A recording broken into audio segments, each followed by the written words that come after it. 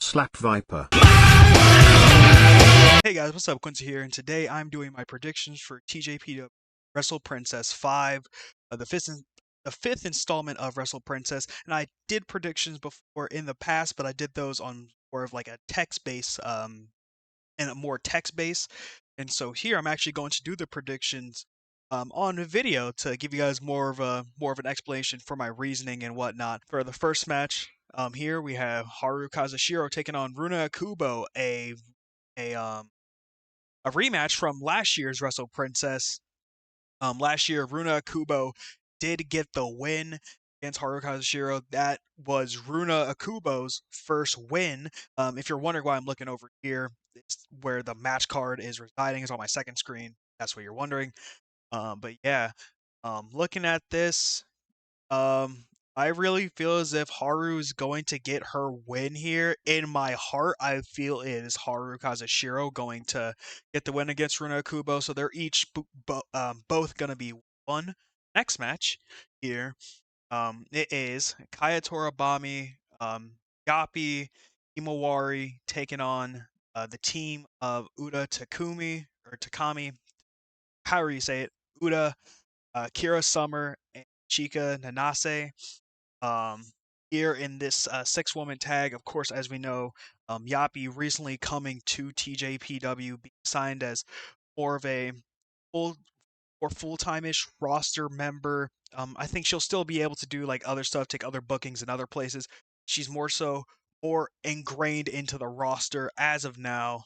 You know, looking at this card right here, looking at everyone here, I might have to give the win here to Team Yappy. Honestly, up next we have Toga and Wakana Uehara taking on Mahiro and Akeru Sakaguchi. I laugh because Kamiyu on a Twitter post recently called Kakeru Mahiro. It was just really funny. And so honestly, I'm thinking here, I'm thinking Mahiro and Kakeru are going to take the win here on this one. Next match, a match that a lot of people are looking forward to. It is Ram Kaicha versus Raku, married couple, Joshi Wrestling.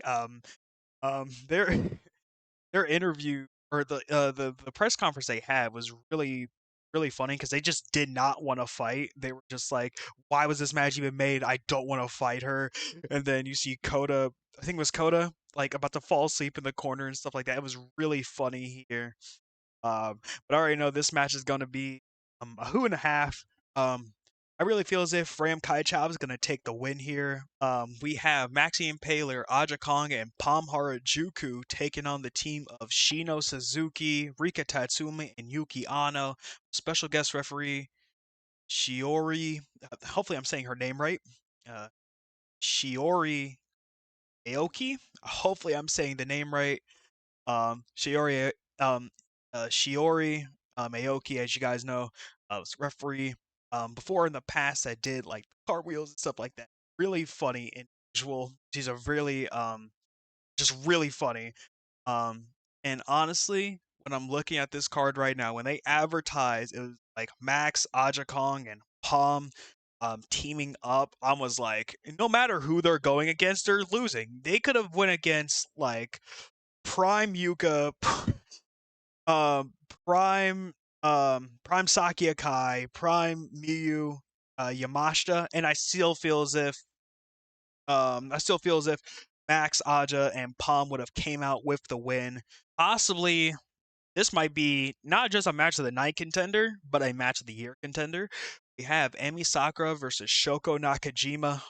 My God. As you guys know, Emi Sakura and Shoko Nakajima, two of my favorite wrestlers of all time, due to their ability in the ring, but also like the charm they bring out in their matches and everything. It's going to be very fun to see how this is going to work here. But I feel as if here, Emi Sakura is going to get the win over Shoko Nakajima. But like I said, it's possibly going to be match of the night. I mean, of course, you put anyone against Shoko Nakajima and you're automatically going to get a good to great match. And then you add Emi Sakura to the mix, who is a living legend. yeah, the match is going to be amazing. Zia Sha, hopefully I'm saying her name right. I know she was Xia Li in WWE, and then she's teaming with Mizuki, which is really interesting to see. And they're going to take on the team Venyu, which is Veni and Kamifuku Kami. And my God, I am looking at this card right now. See, I'm smiling already because I love all the women in this match. This match it involves some of my favorites throughout like different companies and whatnot. I love Veni, I love Kami, I love Mizuki, I love Xia Li when she was in WWE, and I know she competed in BLP recently. I was happy about that. And more for the combine, I guess, sort of challenge. And she also had a match there. Um, I've watched the event. I'm still forgetting a bit, but anyways, Xia Li. I'm just gonna call her Xia Li. I'm really bad with her last name, Zia Shao. I believe that's how you say it. Zia Shao and Zuki are going to pick up the win here, and I believe this will lead into Zia Zhao challenging Kamiyu for one of her championships, or the International Princess Championship. We have Yuki Arai taking on Mocha Miyamoto. I'm thinking Mocha Miyamoto comes out with a win here. Sounds crazy, but I'm thinking they had like that little story earlier in the year. It was the two women who lost their tag partners, so they teamed together for the tag titles. And also, Mocha has been showing out a lot this year. She showed out a lot against Mizuki in the first round of the Princess Cup. Showed out a lot in that tag match that I talked about before. She showed out with Shida, and she's been really gaining a lot more admiration from the admiration isn't the word. A lot more flowers from the fans, pretty much. Mocha Miyamoto is winning the International Princess Championship and taking it to Seattle. And speaking of Seattle, all four of these women are going to Seattle. That is Suzume and Arisu Endo, Daisy Monkey, taking on the team of Maki Ito and Miyu Yamashita, team 121 million. um, so if I'm thinking logically here, I, all right. So of course, if you guys saw the interview, Maki and Miyu, they talked about in their interview like they held the tag out before, but they didn't hold them for long. Basically, lost them immediately after. And Yamashita was basically talking about like if we don't win the titles here and we don't defend them at least 10 times, it's over. We're not doing the team anymore. Uh, so yeah, for Daisy Monkey fans, we had a good run. No. But honestly, Daisy Monkey has this. This is going to bite me in the ass later on. I already know that. But I feel as if Daisy Monkey are going to win this because I feel as if when you look at the teams that are in TJPW right now, I really feel as if you need a team that is the standard bearer. Just you need a team that's a standard bearer, like for the entire division. I mean, there's been a lot of different things that have happened this year. Of course, like I said, Yuki Arai and Saki Akai, they're no longer a team. Yuria and Mocha, they're no longer a team. Maki and Mew, they're not there too much, really. Like, I mean, Shoko and Hyper Masao's still injured right now. You can't really do too much about that. Of course, Yuka's gone. You can't do a Majarabi. Um, so yeah, it's a lot of different things with the division right now. But I feel as if Daisy Monkey, they've been there for a long time, and of course, free Wi-Fi, they're no longer there, neither of them. And so I just think you have Daisy Monkey, who have been consistently good this entire year, but I feel as if Daisy Monkey are going to come out with a win here. That's biting me in the ass. I already know it. Ryo Mizunami, he's still undefeated. Ryo Mizunami taking on Miyu Watanabe for the Princess of Princess Championship. As we all know, Ryo Mizunami won the Princess Cup. She won the Princess Cup, and she is challenging Miyu Watanabe here at Wrestle Princess.